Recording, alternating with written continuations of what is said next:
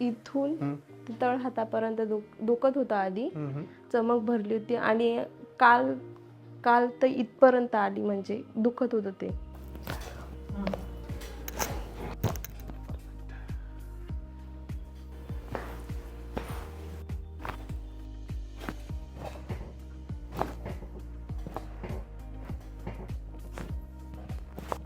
Press, press, press, continue, then relax. Press, continue, then relax. Body relax. Out. गौरीताई बघा, हात वरती move करून बघा. येस,